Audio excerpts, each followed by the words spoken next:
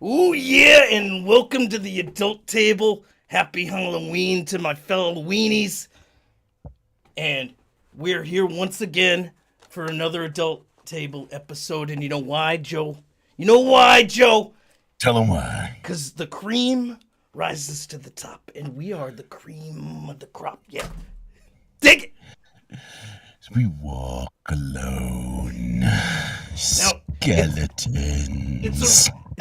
it's a real shame you couldn't dress up as the Hulkster today, because we truly could have been the MAGA powers. The MAGA powers combined, brother. The hand. We could have done it, but it's all good. And yeah, I can't stay in character all night. Jesus Christ. That's tough. I was just saying, if you try to do that the whole show, that's one hell of a feat, brother. I tried to do it on Friday for a costume contest. It's difficult. I just couldn't do it the whole night. It was like, all right. Eventually I get annoyed with myself when I try not to break character, like doing something like that. And I'm just like, okay, Joey, shut up. Like, you're pissing me off now. I can't imagine how annoying you are to everybody else. You're right. And, if you're pissing yourself off with it. Yeah, and I'm just like, oh, okay, this is fucking exhausting. I'm good. I'm stopping. But yeah, no, it is good, though. Yeah, the one thing I did forget, and I stopped at a Cumbies specifically to get a Red Bull, and I don't drink coffee, really, so I have no reason to have, like, creamers. So I grabbed a couple of those. I didn't get Slim Jims, even though I had a couple at home. Slim Jim? Rookie mistake, bro. Somebody said that to me, and I was like, I shouldn't have even shown up. What am I even doing? I'm dressed like this, and I don't even have Slim Jims? What the fuck? You bricked the layup. Amateur hour. Yep. This is the Apollo, man. It's amateur hour. We are not professionals. Right? Bring the Sandman out to fucking sweep my fucking ass off the goddamn stage. Unbelievable. That's what should have happened. Okay. We'll forgive it. Well, all's well that ends well. It's all good. I ended up winning the contest the next day with my more elaborate outfit, which I wasn't going to do today. That involves way too much, but got best overall, so that was good. Ah, shit. Lost you, Joe. All right, got you back. Yeah, sorry. I hit refresh because your feed was frozen, and I didn't realize it was going to cut me off. That's all right. I can usually get you back real quick. I haven't tried that yet, so I just thought I would, whatever. Hey, learning on the fly here, so it's okay. Right. I could have suffered with the frozen stream. It was fine, but it was going to annoy me. Right. Again, there's a learning curve with this. I think we're getting better at it now. For some reason, my GoPro is working this week, so I have a better camera. Yeah, like we were supposed to do the show Monday, obviously, and I was telling you before the show, I decided to rearrange my entire studio because I was sick and tired of the way it was. And I said, fuck it. And I was like, you know what? I'm not a smart man, but I think I can pull this off in the 2 hours that I have between now and when we're, planning on relatively planning on going live. Right. And nope, could not pull it off. And then I had to wait on Amazon. And I almost didn't get to do row 1C1 last night because Amazon didn't drop my extension cables off that I needed for my USBs until about 7:45, almost 8 o'clock. Yep. Which we go live at like 8:30. So we were close to 0 hour. I was like, no, we're not canceling the show. I was like, I don't give a flying fuck. We'll do something. Yeah, I was even like, if you had to do audio only or something. Yeah, I'll put stills up and just do audio. But we were doing the show because we had just too much to talk about, and we're not doing a show next week because obviously it's election night. So I was like, nope, we're not missing 2 weeks. But Amazon did, and the 11th hour come through. So now I have a nice newly rearranged studio and a nice, lovely new setup that I am quite happy with and steadily improving day by day. So, it's all coming up fats over here. Very nice. I like to hear it. And yeah, as you were saying that, I realized I forgot to turn my key light on. So now I look a little bit better, but there you go. Not by much. Anything helps with us, we will take what we can get. So, yeah, I mean, how was your week, man? My week has been good. My week's been very good. I've been enjoying, I'm not going to say I'm enjoying the anxiety of leading up to what I believe is the most important election in American history to this point. But I have been enjoying the kind of the process of it, if you will, especially if everything goes the way I think it's going to go Tuesday. I think it'll make all of this well worth it. That being said, it's been an interesting week, fascinating week. Lots of stuff that happened that we've never seen before. You got Joe Biden saying the quiet part out loud. You have the media, just like the mainstream media, just flying off the handle into a complete frenzy over an innocuous joke about Puerto Rico. Yeah. We're getting comparisons to Nazi rallies 85 years ago. It's like, holy shit! Like they are getting desperate. Well, that was me asking how your week was. I mean, let's just get into it then, because we're gonna have a little bit of a short. Well, that is my week now, Travis. Right? This is I guess what it's like being in your late 30s, and being on podcasts and doing stuff like this. Like this is what you do now. You pay attention to politics and sports, and I didn't think being this old, I didn't think I was going to be this lame quite yet, but here we are. Yeah, but now we're this lame, and we have an outlet. We have in a way that we can get our ridiculous opinions out there. I don't think they're very ridiculous, but I say that jokingly because you and I know they're not. They're pretty reasonable for the most part. The way we present them might be considered ridiculous because you and I are obviously two outspoken individuals. Absolutely. We don't pull any punches when it comes to what we have on our minds or how we want to put it. It's very blunt. Which reminds me, let me share this to my Facebook page so we can. Go right ahead. But as far as the week that does goes, help. Everything happened big, to me at least. Like Kamala had some speeches.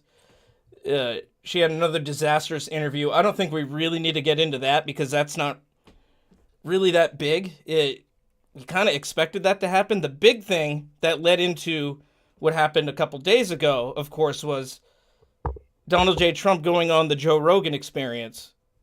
The episode dropped on Friday. Unbelievably successful for Trump, and for many other reasons too, but I'll get into that in a second. I mean, unprecedented numbers up until through like at least 10 hours of it being, available to watch. It was averaging 1 million views an hour. I believe it's somewhere around the 30 million mark now, or 40. So at 24 hours old, when I finally got around to it, I believe it was already at 23 million views. Yeah, it basically was averaging within 24 million. Yeah, so I think within the first 48, or at least the first 24, it was averaging about 1 million views an hour, which is nuts. Now, it's already the biggest podcast in the world. You obviously have a presidential candidate on it. It's going to get views. You know that one way or another, but it's a 3-hour-long interview. Not really, it's more of a discussion. Yeah. And none of his detractors are going to be watching any of it long enough for that to register as a view. So that says a lot in terms of just the overall support. Yep. And I personally, I watched it once while at home, and then I listened to it while driving around a second time, just to really absorb everything. And I mean, he hit it out of the park. I think it made him. I think the point of going on the Rogan podcast wasn't necessarily because Joe Rogan's a great interviewer, right? Like we've all heard his show, we've all seen it. I mean, I'm not gonna lie, I'm not a big Joe Rogan podcast guy, simply for the fact that I don't usually have 3 or 4 hours to dedicate to a show. Right. And for me, like I'm more of I like it bottled up within an hour, and I'm a hypocrite because, last night my show ran for 2 hours and 45 minutes. So, but sometimes it'd be like that, and I get it. Yeah. But I like, I don't do it. And a lot of times too, he has people on that, and not necessarily I don't care about, but it's like, it's just, I don't really care about. I need to be interested in it. It needs to be somebody I'm interested in. Absolutely. The only time I'd listened to a full episode of Joe Rogan's podcast when he had Robert McCullough on, who was the one of the lead doctors and scientists that was studying mRNAs, and he was the one that got booted off of YouTube and fired from all of his jobs for speaking out against the vaccine. Yes, I did see that one. Mm-hmm. That was that was when Joe Rogan became the enemy of the people. During COVID, if you remember that, that was the episode. And I listened to that entire episode, and I remember when people were sitting there, and I remember listening to it, after, because people had been talking about it already, and they were like, oh, Joe Rogan spewing misinformation, and Joe Rogan saying this, and Joe Rogan saying that. And then I listened to the episode, and I was like, Joe Rogan didn't say anything. This guy who's a world-renowned doctor and her, like, obviously well qualified to be speaking on these topics said everything. So Yeah. so why are you painting Joe Rogan in a bad light when he actually didn't say anything? He just asked the questions and let this expert do the answering. But that's because they needed this. That didn't fit the narrative. Exactly. And that was the only Yeah. time I've ever listened to a full episode of Joe Rogan, and I gained a lot of appreciation for his show through that, because I thought he did, as far as like, because I know Joe Rogan's not an expert on vaccines. He's certainly not like, a medical doctor or anything like that. I mean, sure, he's no dummy, but he did an absolutely outstanding job asking questions and getting those answers out of Dr. McCullough. Well, he knows how to run an interview, and I've been listening to him for over a decade. Now, I don't listen to every episode. I don't necessarily agree with everything he personally stands for and what have you, but what I do appreciate about his podcast is he'll have anybody from any side of anything, and his inquisitive nature. He just wants to understand whatever the topic may be. Yeah, he's Could be very anything. open to having anybody on, which I love. That's what I like, and he gets a bad rap from the left mostly because it's like, oh, if you tell anybody, well, have you heard the latest very Joe Rogan? tolerant left. They immediately are dismissive of you if you even say you listen to one episode. It doesn't matter which episode it was. Exactly. They just, it's like, you may as well have told them you saw it on Fox News. Yeah, and they automatically, oh, well, you're an anti-vaxxer then, you're this, that. It's like, well, I'm anti this particular vaccine, but that doesn't mean I wholeheartedly agree with everything that he puts out there. I just like that he has this platform where he welcomes everybody from all sides of the political spectrum and from all professions. And he just wants to, pick their brains and get that out there. But yeah, Trump showing up on the show, he didn't need that demographic as much as like Kamala would, so to speak. No, not at all. But what it did do was show his more, just personable side. He wasn't spewing. They all spew rhetoric. He wasn't at a rally. He was having a conversation with another person who was asking questions. He came off as very relatable. Even if I wasn't particularly keen on Trump, I would have to admit, hey, that he spoke well. He didn't fly off the handle. He said a few, Trumpism type things here and there, but that's to be expected. And it wasn't. Uncle Donnie's gonna Uncle Donnie, bro. But it wasn't like egregious or anything. It just seemed like a natural conversation that was had. And it wasn't. I think my favorite part of the conversation that they had, and I think what made him, and again, it speaks to the making him making himself relatable to that demographic. Because again, like I said, I don't think you made a good point. You said I don't think he needed that demographic as much as say Kamala Harris did. Right. But it's not so much about getting that demographic to vote for you this time. It's about getting them to vote down ballot and about getting them on your side for now and 4 years from now, and then 4 years after that with JD Vance. I mean, ideally. So I think that was kind of where they went. They're trying to get the younger minds on this side of the spectrum being like, hey man, the Democrats used to be the party of, the little guy. I mean, which they never were, but they portrayed themselves very well to be that. Right. And now it's just like, nah, dude, they're a bunch of fucking scumbags, bro. Like they think you're all stupid. They buy your votes. And, while the right used to be like fuddy-duddy old, man, John McCain and Dick Cheney and all these George Bush and we're going to war and for oil and both Bushes, Reagan, all these greedy old men.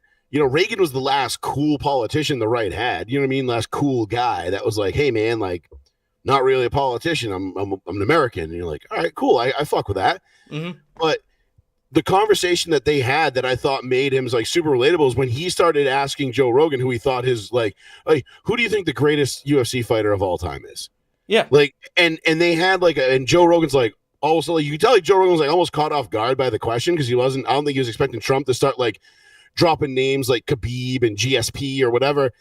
And Joe Rogan's like, okay. And then Joe Rogan started having to think about the answer. And it's almost like Trump started interviewing Joe Rogan. Yeah. Like he flipped the script almost on him. And like, you like, and if you're watching that from from the way I was watching it, which is from like an interview standpoint, because like I went to school for journalism for a little bit. And then I realized I didn't want to be a douchebag for the rest of my life. So I got out of that. And I decided to, go a different direction. But when you look at it, like some of the finer points, like, the interviewer is the one that's like, usually the great interviewers are in control of the interview the entire time. Yeah. They and a couple of times, and a couple of times Trump flipped the script on Rogan, and not in like a way of like a gotcha way. No. But like all of a sudden you realize like Trump is the apex predator. Trump is the big dog in the room. Trump is actually in control of this interview. But it made him, it was in such a relatable way that if you weren't looking at it through that like analytical lens, so to speak, you just sat there and you're like, oh, Uncle Donnie likes to watch UFC. Like he doesn't just show up to the fights for the shit of it. Like he knows who these guys are. Like he knows their names, their families, their histories, their styles, and he's like having a conversation with Rogan about who the greatest UFC fighters are. And meanwhile, I'm sitting there in my car and I'm listening to it and I'm going, let me think. I'm like, you could make a case, like, obviously, like, all right, Bones Jones, Anderson Silva, GSP, and I'm like, who else could you put in there? And then all of a sudden, like, Joe Rogan starts dropping these names and I'm like, oh shit, look at this. I'm like, here I am now talking, like, in my own mind, thinking about the UFC, something I very rarely, if ever, watch or really pay much attention to. It's just not my thing. And, I just felt like that was like, I'm like sitting in the car and I feel like it's me, Trump and Rogan in the room and we're all just hanging out. Yeah. Having a conversation. And I think that was like the most knock it out of the park portion of the interview for me, because I feel like that really hit home that like, he's not just like Kamala Harris could never answer that, like ask that question. She'd ask like, who do you think the greatest UFC fighter of all time is? And, or if Rogan asked her that question, like Trump would have had an answer. Now, it might not have been the right one, or he might have been disagreed with. He might have said something like Khabib or whatever, and everybody would be like, no, fuck that, no. But he would have said a name. Kamala Harris would have had to come up with an angle, be like, let's see. Do I say the black guy so I can get the black vote? Do I go with Connor so I can get the Irish vote? But I go with Ronda Rousey to try to get the women's vote? But that implies that she knows who these people are in the first place. Well, that was also yes. And then you realize you're like, wait a minute, she doesn't know who any of these fucking people are. No. She's so aloof and her head is in the clouds. She's fucking clueless. And she would never be able to fucking have that conversation. And not that your UFC knowledge is any kind of measure to be president, no, but it just makes you a more personable person, makes you kind of more relatable. Like, she's over here faking that she worked at McDonald's and they're photoshopping her face on the fucking dead white girls' bodies. Yeah, I saw that picture and somebody saying, case closed, it's done. She worked at McDonald's. It's like, you didn't do any research on this and now you're posting it as, gospel. Meanwhile, Twitter's like, this image has been digitally altered. This is the original image and it's from an obituary from a girl in the 80s. Like, yeah. Ooh, and a white girl at that. It's like, God, like they are just so insufferable. Yep. But yeah, it just painted him in a different way that some people might not have realized. Like it humanized him a bit more instead of this character that we've all known him as, since the 80s, essentially. Pretty much, yeah. Pretty much our whole lives, really. Yeah, he's always been this kind of way, more so during, elections. And that's for reasons, but I'm not saying he won anybody else over, but I think it might have shed him in a different light to those that were receptive to it. I'm sure most of the people that already have their minds made up and can't stand him didn't listen to any of it. Maybe some excerpts here and there, but I think what it could have done too, and maybe you might agree with this or disagree with this, but I think it might have gotten some of the people that, who might have been like, on the fence, like, I'll vote if I have time, but like, I'm not going to go out of my way to vote. These candidates suck. And then they listen to that and they're like, you know what? No, I am going to take an hour out of my day to go stand in line and vote because this guy's like cool. I think that's what he was going for, was those people that are like, that could vote for him, but they just needed that extra little nudge, that extra little like, come on, man, like, we need you. Yeah. I think he accomplished whatever he actually set out to do, I think he nailed it. I think, it was just very well done. And now it's funny to see, like, the rumor before was that Kamala turned down the podcast, but Joe Rogan himself has come out recently, I think yesterday or the day before, and said that, no, she didn't turn it down, but she wants me to go to her and keep it under an hour, and I think the format is best here in the studio and have it to be long format. Apparently she, she wants it to she's be... making demands. Yeah. Because then they want to be able to kick him out and cut it off when he asks her a question that they don't like or she's not prepared for, that's going to make her look bad, just like they did with Brett Baer a couple weeks ago. Like, she has no mental capacity to answer the questions. Like, she talks. She's not great on her feet at all when it comes to answering like it's very obvious. And the way she speaks, she sounds like an AI version of an HR person. Oh, that's perfect. Whose sole purpose is to give you, like, answer your questions without actually telling you, like, an answer. You know what I mean? Like, she sounds like and it's the way she speaks is she speaks in a manner to make that stupid people think sounds smart. I think you can chalk that up to her time as a DA. Yeah, like, absolutely. It's all that broad way of speaking. And it sounds fancy and what have you, but it's not. It's like you said, it's almost like AI. It's robotic. It doesn't sound genuine. It doesn't sound natural. It's not on the cuff. And we need to focus, okay, on what has burdened us, and not let the expectations, okay, of other people burden us any further in the future to hold a burden over our head, okay? Yeah, it's word salad. It's like, what the fuck does that even mean, Kamala Harris? Like, what the fuck? Like, spit it out, you dumb bitch. Like, I thought I hated Hillary Clinton, and I do, but, like, at least Hillary had the ability to, like, kind of, like, she was smart. She's evil, but she was smart. She's at least articulate. She was a polished politician. This woman is just a vapid slug. Like, you can tell, like, when someone has sucked the appropriate amount of dicks to get to where they're at, and that's the only reason they're there, like, it shows. And it's just like, it could never be more obvious than with this fucking dumb broad. Oh, and anytime she's asked even like a mild or like middle of the road question that she's not prepared for, it's just a deer the in lights headlights. are on, but nobody's home. And it's the Ray Finkel. And then she laces out, and then she fucking says something exactly what you just said, which is just a bunch of nonsense. It's just and it doesn't answer the question. Right, and then she says, "Come on, Brett, you know what I'm talking about." Actually, I don't. No, that's why I asked you to clarify. That's why I asked you the fucking question to clarify it. Like, these aren't gotcha questions either. Like, this is like, and that's, I think, the worst part about her. They're not asking her any like trick questions to, like, paint her in a corner. They're leaving them open-ended and just they're giving her the rope, and she's just fucking hanging herself every fucking time. It's embarrassing. It's just been a disaster for her since the get-go. She was handed the reins. So, and the last couple, like 4 or 5 weeks since she's done this media blitz, I think we talked about it last week or the week before. This media blitz was just a terrible idea. They, like, at least in 2020, they kept Biden in the basement. We all knew his mental capacity was shrinking, and that he was going down the tubes quick. But they kept him out of the limelight. They didn't expose him. For some reason, exposed her. Like, I don't know if it was done on purpose, because maybe the Biden administration was like, "Fuck this bitch, put her out there," and they were like, "We're gonna fucking you want to pull a coup and get me out of here? I'll show your ass." I think it could be due to the fact that they knew Biden couldn't do that. They're like, well, she can. She might not be great at it, but there's only so much time between now and election day. She has to say something.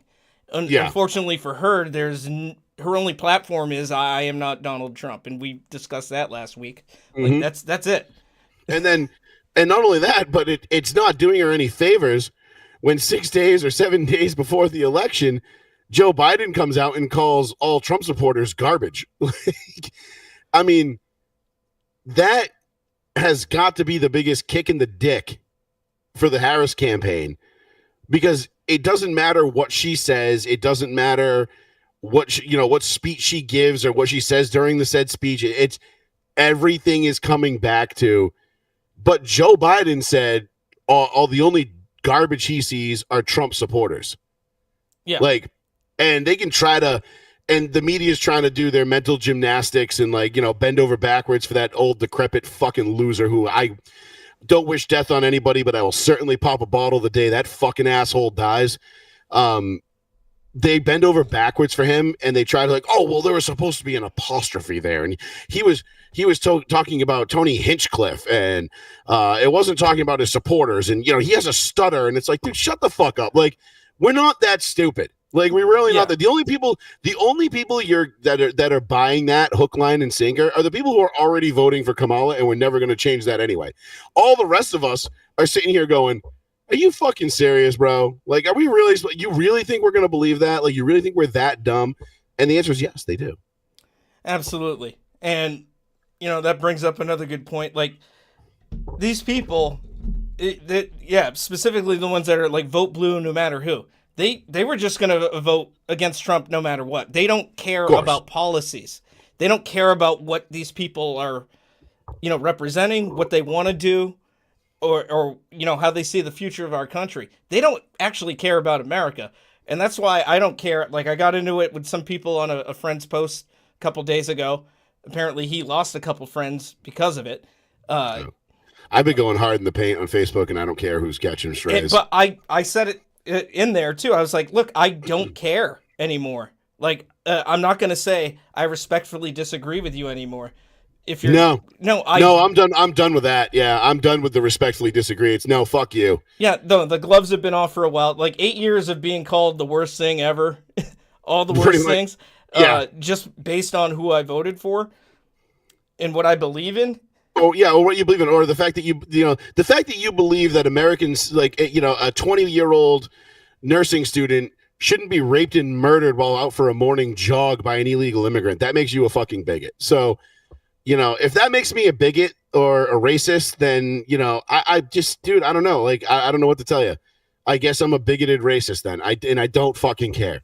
Like, you can call me whatever you want. Everybody who knows me knows that's not the case. But if that's what you want to label me, by all means, label me. I've been labeled worse by better. Exactly. Same. I mean, that's the reason why I've had a shirt that says literally Hitler, and I wear it in public for a few years now. Like, I'm over it. But I have a couple of shirts that I might break out next Wednesday when Trump wins, and I can't. Well, I have one that says N words for Trump. Like, I got that one. White Lives Matter.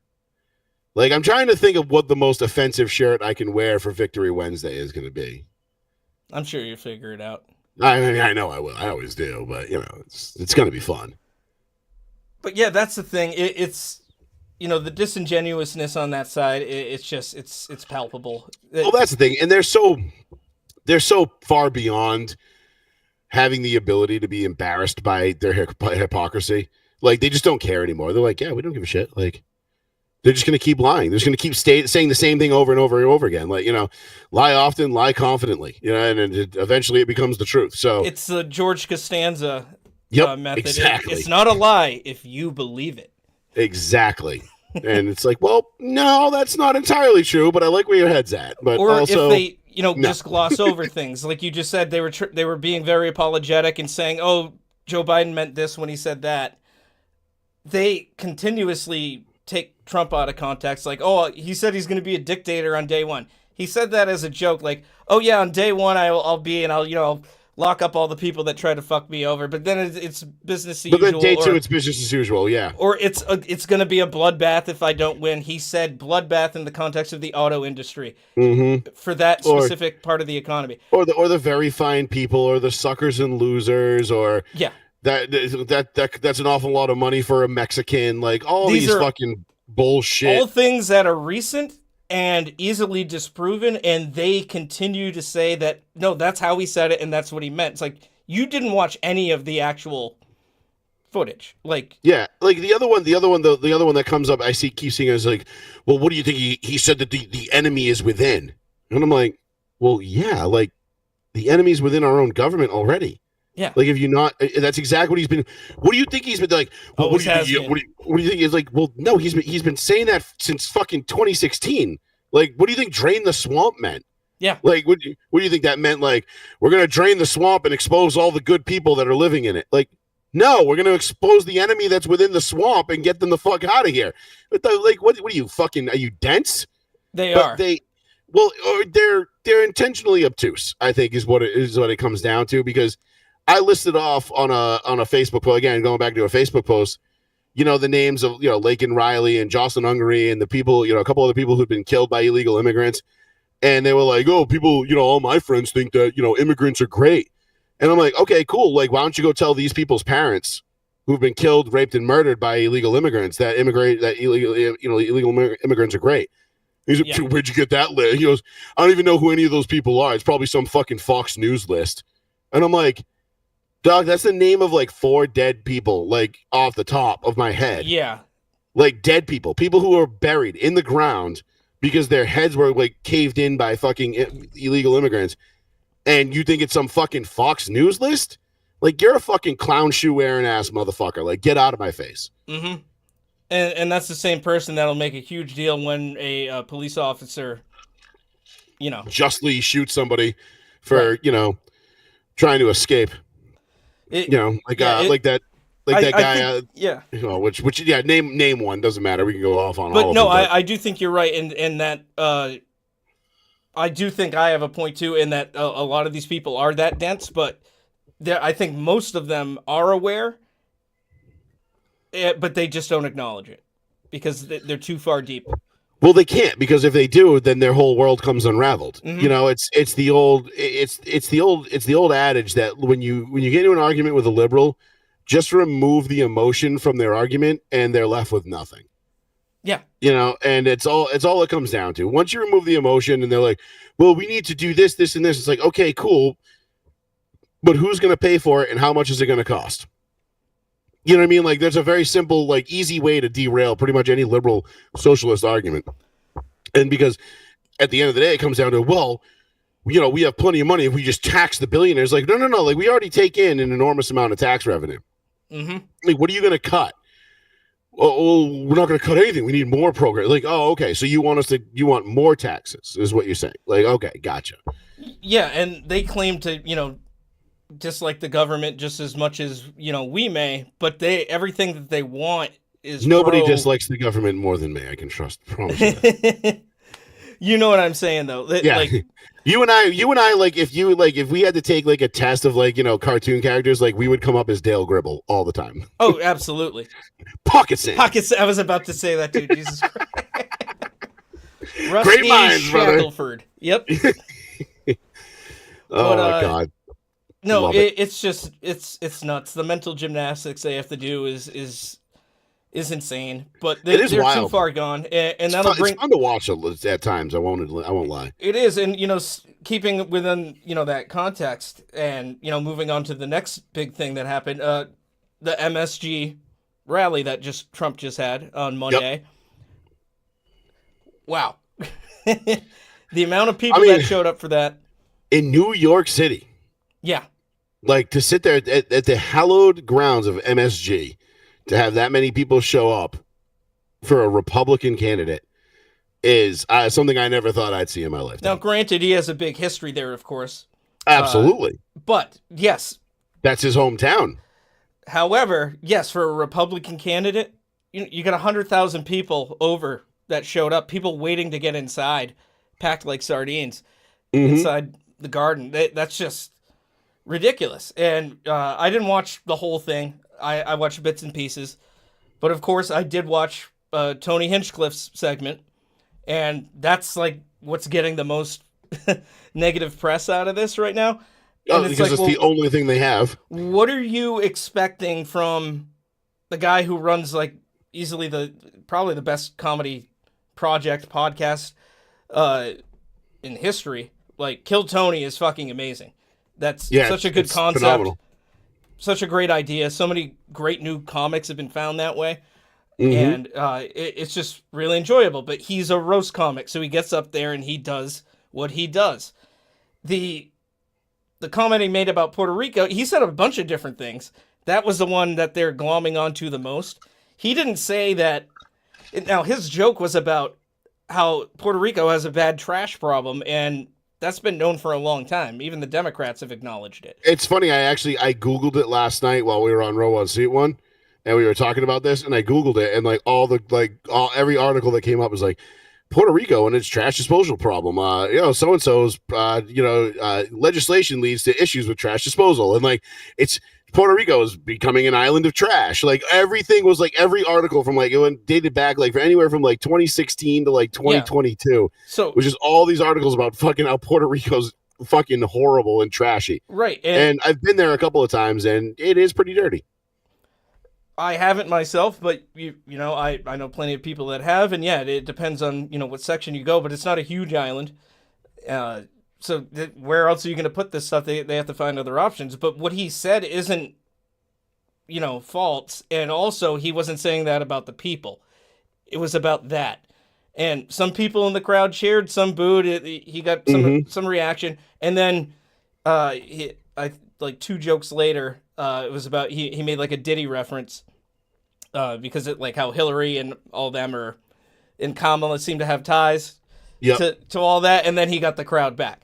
So it was kind of it was a blip in his 12 minutes. Yeah, it wasn't a laugh out loud funny joke, but it's to anybody who's been there is just ha, that's true. He's not wrong, it wasn't oh my god, that was the highlight joke, but I don't think it was meant to be either. So yeah, exactly. I don't know what everybody's panties are all in a bunch for. I mean, it's bad when even Jon Stewart is coming to his defense. I was about to bring that up, and yeah, I'm gonna switch cameras, but I can keep talking. Go ahead. Yeah, even Jon Stewart laughed at that stuff. He was like, "I'm sorry, but that was funny to me." He's like, I don't know what's wrong with me, but I'm kind of starting to like this guy. He's like, he says funny stuff. And I always liked Jon Stewart back in the day. I used to watch The Daily Show a lot during the Bush administration. He was always pretty much down the middle when it came to how he presented things. And he's been the most down the middle host, I think, of that show in a long time. I couldn't stand Trevor Noah. I completely stopped watching. He was such a fucking wannabe Bill Maher, just fucking Trevor Noah sucked, dude. He fucking sucked. I'll just be nice, and that's being nice about it. He made everything about race whenever he could, and even when it wasn't applicable. He took the low hanging fruit at every juncture, and made it it was just dude, okay, you're not fucking again. He tried so hard to be Bill Maher and have everything have this liberal slant to it. You know what I mean? And listen, I don't love Bill Maher.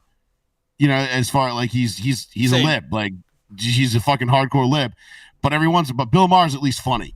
I'll give Bill Maher credit. Bill Maher's talented. He's got jokes. He's funny. He can riff with the best of them. And yes, honestly, if Bill Maher was on the other, if he was on the other, the shoe was on the other foot, I'd probably love him.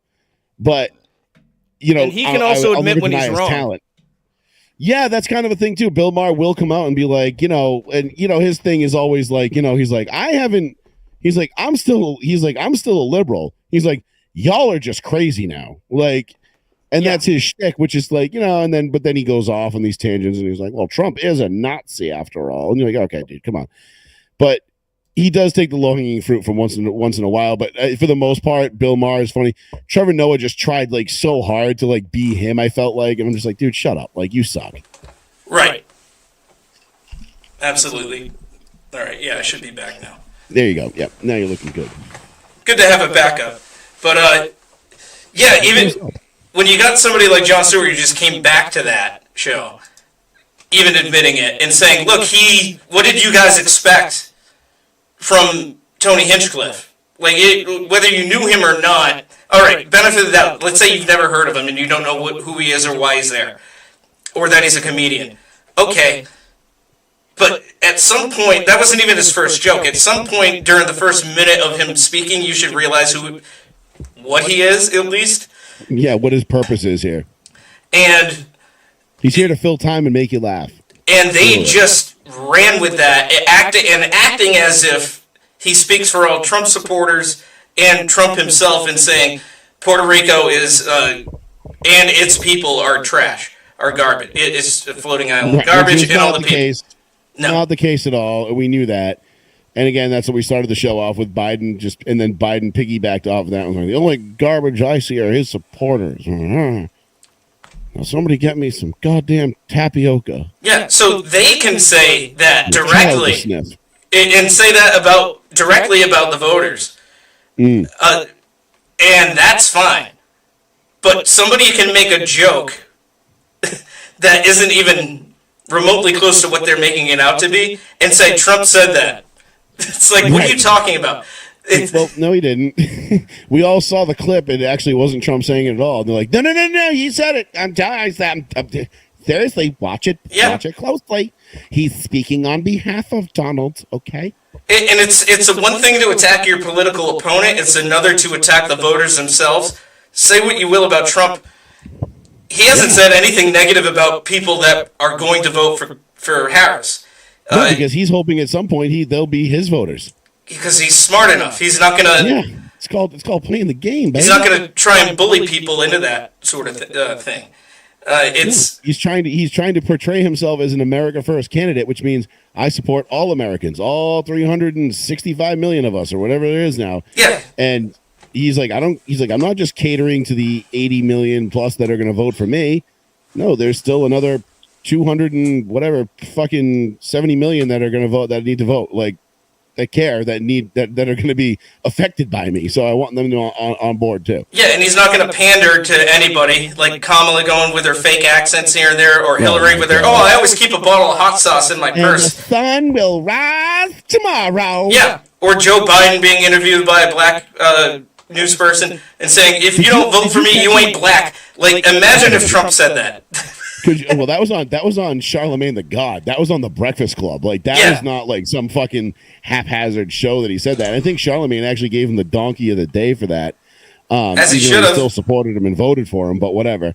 But did you catch Biden like when he was talking about the garbage Puerto Rico thing, and he's like, and Puerto Rico and where I was raised, like he almost like tried to like say like he was raised in Puerto Rico. We're like, oh God, this guy's been raised in fucking synagogues, black church in the South, the North. He's been raised in California. He's a truck driver. He was raised in Ireland. He was raised here. He was raised in the Latino and all these different communities. Like, dude, what the fuck? Like, no, you haven't, bro. You're a fucking rich kid from fucking upper middle class Pennsylvania. We all know you're full of shit. It's like AOC claiming the Bronx. It's like, bitch, you lived upstate. Shut the fuck up. Yeah. It's just all so tiresome now. And hopefully, and I see it coming. I checked the polls recently, a little bit before we started tonight, and seems to be in pretty good favor of him overall. And it looks like he has the popular vote this time around might be pretty damn close too. I would not be surprised. Listen, I was just talking to my wife about this before we came on the show. I think the popular vote is very much in play here this year. Again, I think this is going to be in a perfect world. This is a Reagan-esque 84 just dunking, where Mondale and Ferraro were just get booty blasted, and it's not even like we go to bed at 11:30. Like we can go to bed at 11:30 because we know it's over. Like that would be ideal. Yeah. That being said, shit's going to start getting out of hand. If things start getting out of hand that quickly, that early for the Dems, they're going to pull out every stop. There's going to be pipes bursting in Atlanta again. There'll be ballot machines running out of ink in Arizona. There'll be a DDoS attack in Wisconsin or Minnesota, like whatever, like Michigan, like Pennsylvania will suddenly be like, oh, I don't know, we got all these boxes to count, but like, man, I've been doing this for like 38 minutes. Like, do I really got to keep going? Like, can we just take, like, we're going to need a couple weeks to do this. I can't be bothered, so we know the shenanigans are going to come through, but ideally, and I honestly think I feel like this year we're going to bed knowing who won. I don't think we're going to be, going to bed. Like I stayed up until 2:30, 3 o'clock in the morning last time. And it was like right around 1 a.m., 1:30 a.m. And I got that sinking feeling in my stomach, like, something's wrong. And they stopped the count in Pennsylvania. They stopped the count in Georgia. And all of a sudden there was this shit was going on, and all of a sudden everybody's like, wait a minute, what the fuck is this? And then all of a sudden Biden's gaining in certain places that he'd been trailing all night. Yeah, I was watching it live as well and saw that, like, they said officially, hey, the polls are closed for the night. There's going to be no more taken in and counted. And they showed live footage of vans showing up in, I believe it was in Michigan. Yeah. And people pulling out these big totes and putting them on dollies and bringing them in there. And even, I think it was even like CNN or MSNBC that I happened to be watching the footage on at that time. Yeah, when they accidentally aired the fucking steel going on. Yeah, they were like, oh, they asked the people, they were like, hey, what, aren't you supposed to not be bringing those in there? Like, right now, they're like, let's stop filming.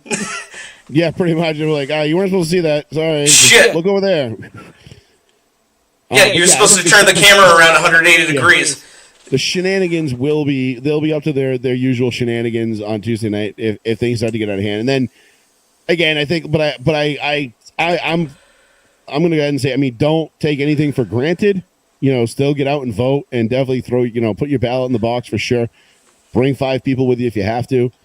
But I feel like if I go to bed at midnight or half past or 1 a.m., I feel like I'm going to know who the president is. I think so too. That's how it was in 2016 as well.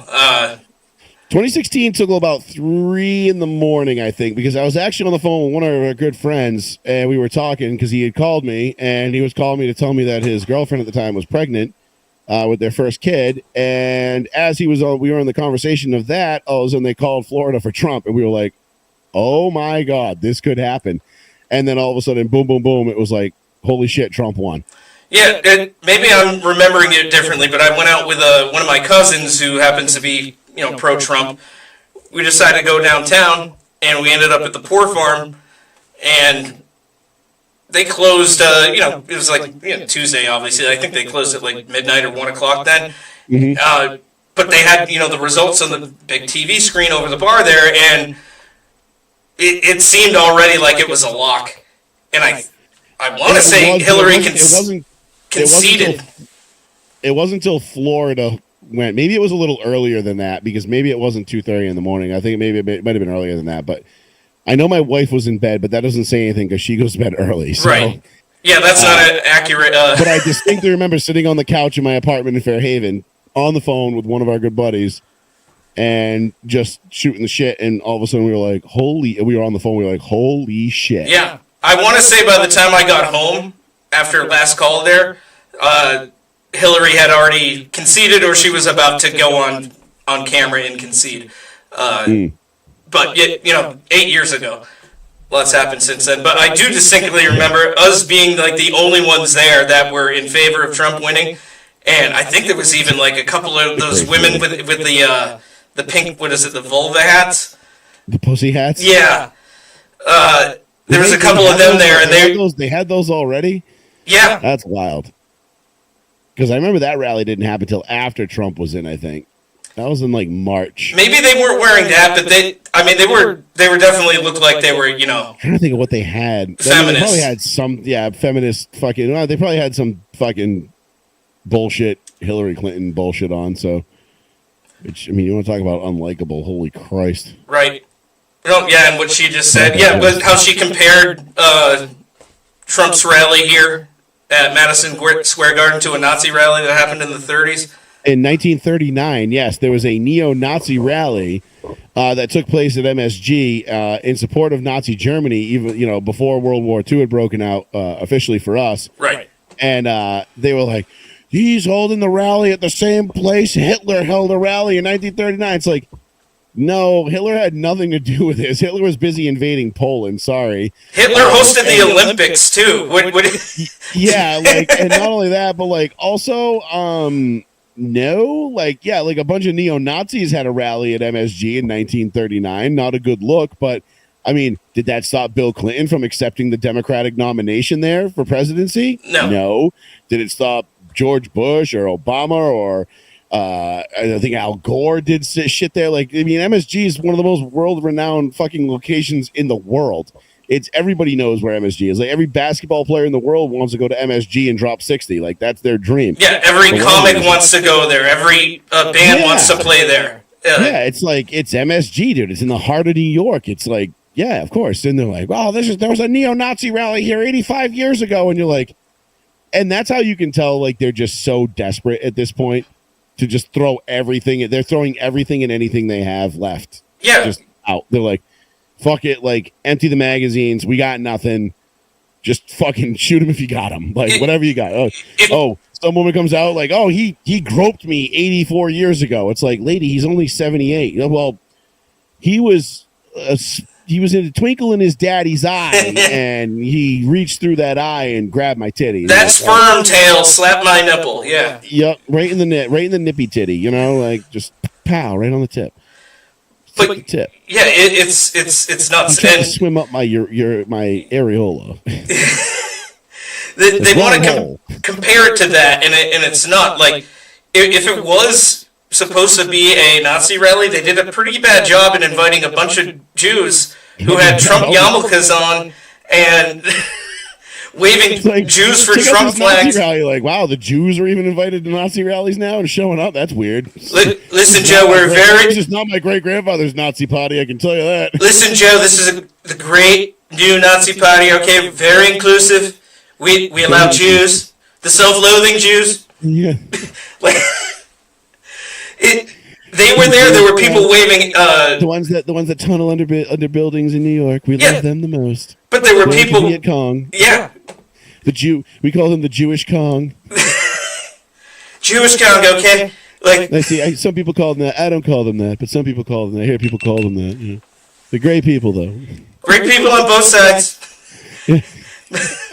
But yeah, it's just so over the top ridiculous. Like you can't help but laugh at it because you're just like, because there's the proof happening in real time that proves them wrong. And then you also got people waving Israeli flags, Palestinian flags within MSG during the rally. Like you have people with many different views, but the one main constant there is they believe that Donald Trump is the right answer for being our next president of the United States once again. And what you have Jews with views that makes for news. So it just I don't know. It's so like you said, just so over the top ridiculous to me. The mental gymnastics that they try to do to just convince themselves that like, oh yeah, it was a Nazi rally at MSG 85 years.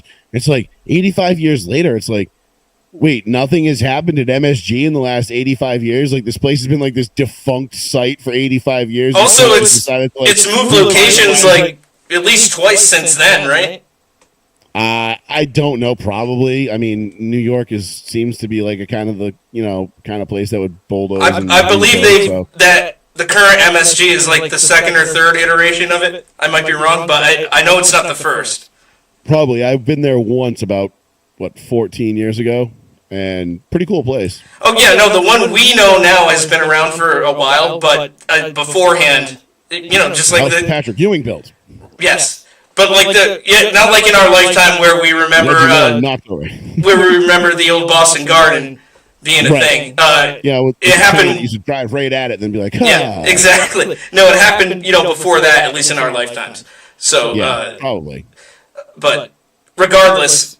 Yeah, they're off their rockers when it comes to all this stuff and the rhetoric that it's so amusing. Continue to just spew out there. I can honestly say, like, as much as I'm not looking forward to what's going to happen when Trump wins on Tuesday, like, because starting Wednesday, when Trump wins, starting like Wednesday or Thursday, all the way up until Inauguration Day, it's going to be pure bedlam. In a lot of areas of this country. It's going to make the riots of 2020 look like fucking child's play. Yep. You brought that up last week, yeah.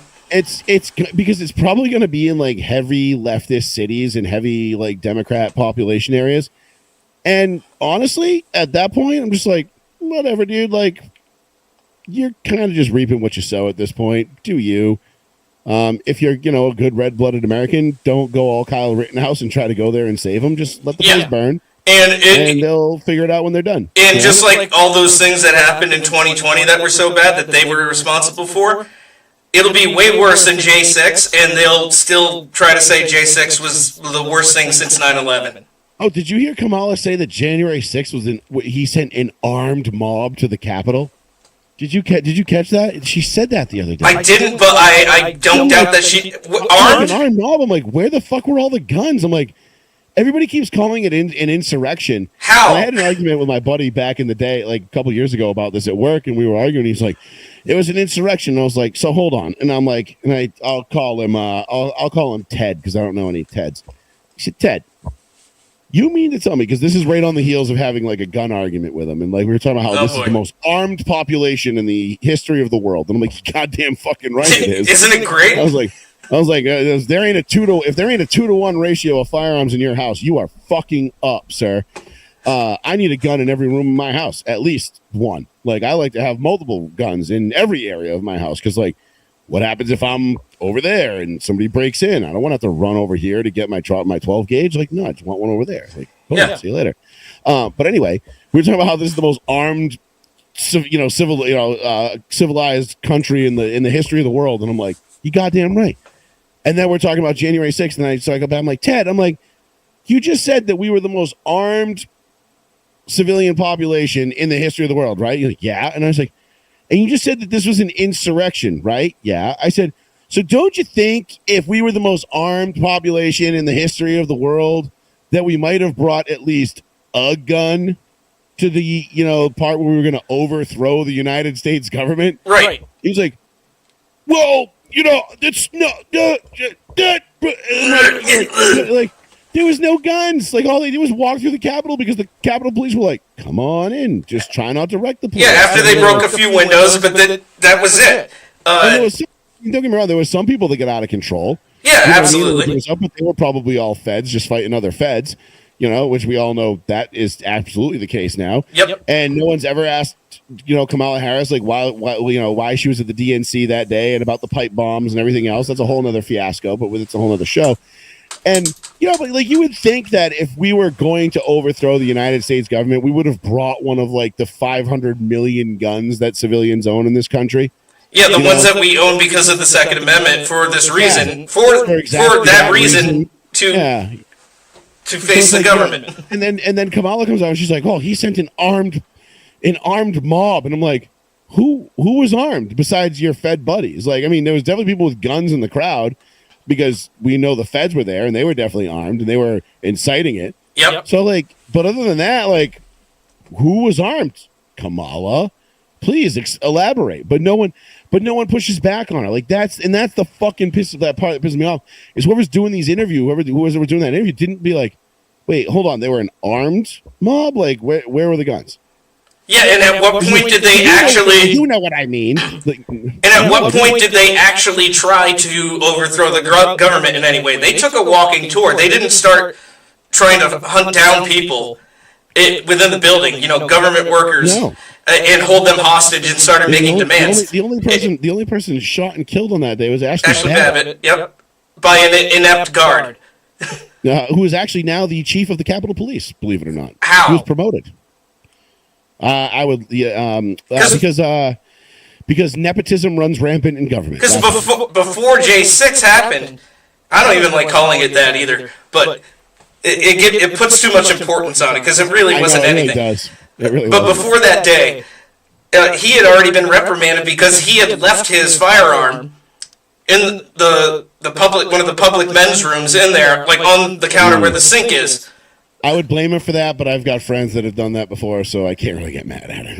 Hey, what I'm saying though is it's not a good look, but like, oops. fair enough in that, but you get what I'm saying. Like, and then he was responsible for that needless shooting and death of Ashley Babbitt. Funny story. There is a guy that made it very high up in the Massachusetts Department of Corrections after he left his gun in a restroom. In a minimum security prison, and the gun was returned to the front desk by a convict. Actually, Con was like, "Yo, I just found this in the bathroom. I don't want nothing to do with this." He's like, and the guy who did it at the time is now like working up at headquarters. Like he got promoted. It's like, go figure. Something that could have went Don't ask horribly me wrong. if I guess it, but I know that's a true story. Yeah, if the wrong inmate had found that, then who knows what could have happened. Yeah, well, he did have the gun in a place that he wasn't supposed to have it, first and foremost. Then he left it in that place, and then he got a promotion out of the deal. So, Yeah, welcome to working for the government, I guess. I was about to say, not sure how that works, but Oh man, you want to talk about falling up? Let me tell you, just get a job in government. It's the more incompetent you are, the faster you will climb the ladder. It's incredible. I should have thought of it a while ago. I'm glad I did. The only problem is I'm not that incompetent, so I think I'm just kind of stuck where I'm at. Because I'm like, no, I'm not that dumb, and they're like, that sucks. You've already accomplished too much. Like, Yeah, enjoy your base salary working units, you fucking loser. yeah, you're overqualified, if anything, at this point. Oh, I am way overqualified for this job, but that's not me tooting my own horn. I mean, honestly, I'd say probably 65 to 70% of the people I work with are overqualified for the job that we do. And I will say, and I mean, that might be lowballing it, because I work with a lot of really smart people, and it's just like, but it's one of those things, like, nobody wants to do this job, but you just kind of like take it, you get it, and you're like, the money's good, the benefits are good, fuck it, like, and then you get stuck in it, and you're like, whatever, and it's really not that bad, or at least not to me, and you get through it. But like, yeah, I would say probably a good like 2/3 of this department is way overqualified to be doing what we do on any given day. It's not a bad thing. And that's it's not, but the other 1/3 definitely makes us work for it. So Yeah, true. you know, and unfortunately, those are usually the ones in positions of power, making the rules and calling the shots. So Isn't that how it goes? Pretty much in everything. Jeez. it's crazy to me. It's crazy, but no, that's my little rant about work. I won't go too deep into that because I could get in trouble, but not really. But whatever. Yeah. Fuck 'em. Yeah, if you don't need to put it out there, you don't have to. But yeah, it's good to vent about it here and there, of course. No. I mean, I've said nothing that could get me in trouble so far. No, you didn't. I just know that if I keep going, I could. Right, yeah, we don't need to go too far into that rabbit hole. So anyway, this is one time. No, I'm kidding.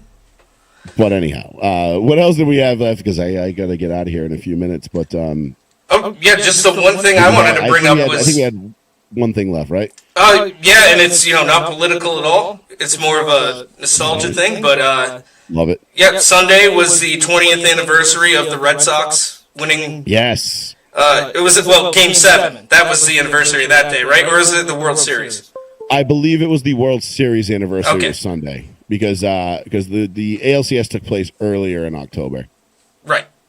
Yeah, that makes sense. That was back when the season actually used to end. Actually, it might have been. No, because right around Halloween it was over. Yeah, no, it was. I think Game 7 was the anniversary Sunday. I'll check. Hold on. Well, regardless, it's 20 years since that happened, and I ended up waiting until Sunday to watch the Netflix 3-part documentary on it. And that was at a time when I was watching baseball, and especially the Sox, and listening to the games on the radio at work even. I was Yes, big... October 27th was the date of Game 7. Okay. Game 4, rather, of the World Series. Yep. Okay. So Game 4. October 23rd to October 27th. Oh, so the 27th was Game 7. I believe so, yes. I'm getting some mixed reviews here from Google. But anyway, continue. It doesn't matter. Well, it's fine. either way, I still follow sports now, mostly football and hockey, just because the seasons are more October condensed. 27th was Game 4, was when we swept the Cardinals. Okay, so yeah, when they won the World Series. But regardless, it was still that season. Yes, correct. Yeah, that's back when I was still following the Sox more and more, like, Absolutely. rapidly. That was the heyday of following the Sox. And because in 2003 I was as well, and Jesus Christ, that was so heartbreaking. I remember where I was when that ended. I remember exactly where I was, and I was at one of our good buddies' houses with a bunch of our good buddies. One of our friends who's a huge Yankees fan was there. Oh, God. And I remember we were watching it in our friend's his parents' house at the time, and we were watching it in the living room, and Tim Wakefield came in, and Darkness, who used to be on Row 1C1 when he was one of the people in the room, and they brought Wakefield in, and he goes, oh no, he goes, I don't like this. He goes, he leaves one fucking knuckleball hanging, dude, this game's over. 2 pitches later, it's fucking Aaron fucking Boone. And I just remember just sitting there laying down face down on the living room floor, Like, you've got to be fucking kidding me. I would have And clotheslined Keith right there for being the harbinger of doom. Like, Dude, he you son of a bitch. And I'm like, you had to fucking say it? Like, you had to say it. I know this doesn't have, what you said has nothing to do with the outcome, but you fuck. But I'll be damned if I'm not going to blame you. Yeah. Because I need someone to blame. And then our friend who's the Yankees fan, he just sat on the couch he didn't say a fucking word. He just had the biggest shit-eating grin on his face. His Yankees hat on, shit-eating grin on his face. And I wanted to punch him, but I couldn't because he didn't say anything. He's just like... Yeah, if that were me, I would have done the exact... I would be doing cartwheels in the living room. I'd be fucking... I would have been the most obnoxious fucking human being on earth, more so than normal at that point. Well, the thing with 03 was without 03, 04 doesn't taste nearly as good. Exactly. And that documentary to happen. That documentary sets it up. It wasn't bad enough that it was years and decades, a whole generation even, since the Sox had won it. But to people wait, lived and died without seeing the Sox win. My grandfather did, and that's what made the win so special. I'll get to that in a second. But man, the doc really gets into all of that, and it does a good job. It took me back to then. It's good. I just binged it. It's like 3 some odd hours long in total. But I got a text message from my cousin. Well, my cousin's husband. He's my cousin too. And he asked me if I'd watch it yet, and I said no. I said I haven't watched it, and he goes, "Watch it." He goes, "I thought I knew everything about that team, that series, that year." He goes, "I learned a tremendous amount of things I didn't know." Dude, Kevin Millar is even more of the man now to me. He's still cowboy up, bunch of idiots. Like, dude, everything, don't let us win tonight. That famous fucking shit with Dan Shaughnessy. Like, I mean, I still get goosebumps just thinking about that series and that night and those nights. And I remember where I was. Like games 1 and 2. I remember watching at home. I was by myself. Game 3, I watched at home by myself. I remember throwing my fucking hat at the TV when somebody flew out to left field and Matsuzaka was out there. And I was just like, I'm yelling at somebody I'm yelling at some person who's sitting in the monster seats. I'm like, throw a fucking beer bottle at him or something. Like, right? What the fuck? Like, do something. We're getting blown out 19-8, and I'm like, do something like that fan tried last night and grab the ball out of fucking. You know what? Props to the Yankees fans, man. That was world class, A+ fandom right there. And then game 4, I remember I listened to that game with PJ in Smallwood in PJ's car in the Wendy's parking lot in the North End. No shit. On Kings Highway. We listened to that game in that parking lot. And then game 5, I watched that at my parents' house with Smallwood, and it was like 15 innings. And it got to the point where we're like, just please end this game. Like, I can't do this much longer. Like, the stress is killing me. Win or lose, just fucking end it. And then Ortiz, fights it off the center field. And then game 6, the bloody sock. Then we watched it all at Ryan's house. And then game 7 was Ryan's house. And then, then everything just came pouring out. It was unfucking believable, dude. It was so much fun. I remember exactly where I was for all 7 of those games. I don't remember exactly where I was for all of those. I was probably either at work and listening to them on the radio, or maybe at home, or possibly where I ended up seeing Game 4 of the World Series, Miller's home port, back when that was still a thing. Yep. I ended up going to UMass Dartmouth after Game 7 and Game 4 of the World Series and participating in a little bit of anarchy, if you will. Well, I didn't participate, but I did see a car get flipped over, and I was like, nothing says I love my team like flipping over some random college kid's car for no reason. Like, sweet. Well, win or lose, we do it anyway, so it's. No, I think if we'd lost, I don't think we would have. I think the college campuses would have been quiet if they had lost. Somber. It would have been it would have been a mourning. There wouldn't have been anger. It wasn't like we're not like burn the city because we lose. We're burning the city because we win. Right. Because like I said, nothing says I love my team more than flipping over somebody's car, man. Yeah, and climbing light posts and doing all kinds of crazy shit. So much fun, but it was wild. UMass Dartmouth was pretty lit. I'm not gonna lie. I mean, I saw they had the state troopers there with the riot squads and the dogs and pepper balls, and they were doing sweeps through the crowd. We were like, oh shit! Like we don't even go here. We just came to check it out. And, like we kind of got caught in the middle of it, like in the quad area. And we were like, oh boy, all right. Like I got the A-Rod Swallows chant going a couple times. That was fun. Nice. Yeah, it was a good time. It was a good time. But yeah, the ALCS, it's funny because they hadn't won the World Series yet. They hadn't even started yet. But that seemed like an afterthought after that Game 7 win. And you know what the funny thing is? You go back and look at that Cardinals team. That Cardinals team was fucking stacked. Yeah, they were good. That was a fucking good team, and we mowed them down like they didn't even exist. The way they came into it was... the Red Sox had all the momentum, and they almost were just like, fuck, what can we... Can we actually... The Cardinals had won the NLCS in like 5 or 6, I think. So they'd been sitting around for a couple days. Yeah. And it was just like, and you could tell, like they were just like, yeah, whatever. They watched that all unfold just like the rest of us, and then yeah. I think they were beaten before the Cardinals. They had no chance. I think they were beaten before pitch won a game 1. Absolutely, they were. They had no shot. But that night, yeah, I was at Miller's and we played fucking. I just remember everyone losing their goddamn minds when Keith Folk makes that catch at first base. Yep. No, Pokey Reese. Oh, that's right. It was Pokey Reese at second, over to Folk. Yep. For the out. That's what it was. Final out. And then Varitek lifting him up, and it's just everyone goes nuts. Fucking, We Are the Champions is being played like 9 times in a row on the jukebox. Yep. I go outside and I call my dad, and this is back when those stupid MasterCard, I think, commercials were out. It was like, oh, this costs $80, this costs $90, but blah, blah, blah.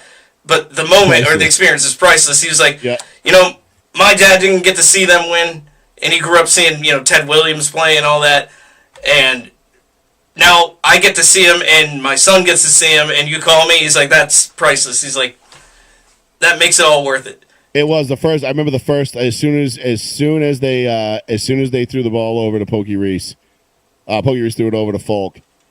I called my grandfather, and I've never heard my grandfather. Like, he was giddy like a little kid. And if you knew my grandfather, he was an old Irishman. He wasn't big on like hugs and kisses and that kind of stuff and phone calls. And I said, can you fucking believe it? And he just goes, Joseph, I can't believe it. And then I shot down to his house. I had a drink with him, you know, during the post game stuff. And then I shot out back home and went to UMass to participate in some fun. Nice. And it was fucking awesome. It's hard to believe that that's already 20 years ago now. I know, because it feels like yesterday. It really does. Yeah, and then seeing, like, the doc, most of it, they're using, like, the actual old footage, and you see how, like, dated that all looks. But some of it, they actually upscaled to, like, 4K.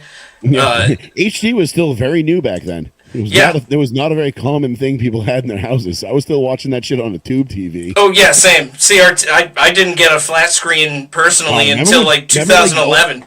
Yeah, I remember how did they fit? Like, I remember old Miller's Homeport, like, speaking of that, like, how they had all those old tube TVs in there, and you're like, Jesus, what a pain in the fucking ass. Yep. Not only for television, but also the Kino ones in there, too. Yeah. But yeah, just big, square CRTVs and these giant brackets. Fucking crazy. And heavy, big, cumbersome. Jesus Christ. Oh, yeah, trying to move those things, it was a nightmare. I can only imagine. But Old Miller's was awesome. Yeah, it was. Oh, man. That place is dope. God, I miss that place. Yeah, I was at Redwood a couple of weeks ago, and one of the guys who used to be a regular there, he's like, I remember you. Did you used to go? I was like, yep. Yep. Next door, yep. That was me. Mm-hmm. Hadn't seen him in forever, but yeah, it was good catching up with him. That's my favorite part about going out. You're running into people. Like, I saw a couple of people today. I went to Ice Chest in Fairhaven, which A+, by the way. Their new, like, room that they have out there, their open air, their garage doors, and like, right, yes, super cool. But listen, like, the food was great, service was great, like, but the whole place just like vibes. It was dope. I really dug it. But I saw a couple of old like people that I hadn't seen in a long time since I used to work at Knuckleheads, and I don't think they recognized me, but I recognized them. And I just was like, oh wow. I was like, yeah, and it hit me like how long it's been since I've been out. And I was like, oh yeah, I haven't really come this direction in a long time. Jesus, it's been this long? Yeah, because they'll remind you. They always remember how long it's been, and you're like, really? Yep. I feel like I saw you earlier this year. Right? It's like, what, didn't I just see you at the feast? And they're like, nope. And I'm like, that was 10 years ago. And I'm like, fuck. Yeah, remember it was when the Gin Blossoms were playing. Oh God. And they're a guilty pleasure of mine. I mean, who's yeah. I'm Take that, not Tony. ashamed to say it, but I think with these good vibes, reminiscent about the Sox, that's a good place to end this week's episode. What do you think? Yeah, we'll talk about. I don't know what we want to do for next Tuesday night, but we'll talk off the air. We'll figure something out, and we'll do something for sure. Yeah, I'll let you know when I'll be good to go. It Yeah. probably will be a later start than what we're used to, but we don't have to go Yeah, super probably. long. We can go keep it to an hour. Yeah, probably just touch base, do a little quick little things. I know I'm going to be watching a bunch of stuff, and I got a bunch of things I want to look at and do. And Yeah, and we can keep tabs on the polls, obviously, yeah, absolutely. as the numbers So- come in. But yeah, we'll be discussing other things. It's not like we're just gonna be staring at the fucking updates and be like, screaming like, well, Pa, they're leading by 7.8 points in Illinois. Okay, like no, we're Yep. not going to do that. No mouth breathing. But Trav, hey, great show tonight, bud. That was fun. same Appreciate Joe. it. All right, yeah, good talking to you, brother, and we'll see all you folks next week. Yeah, we'll see you on Election Day 2024. Yeah, brother. Can't wait, you Hulkamaniacs. Later, folks. All right, buddy. I'll talk to you. All right, see ya.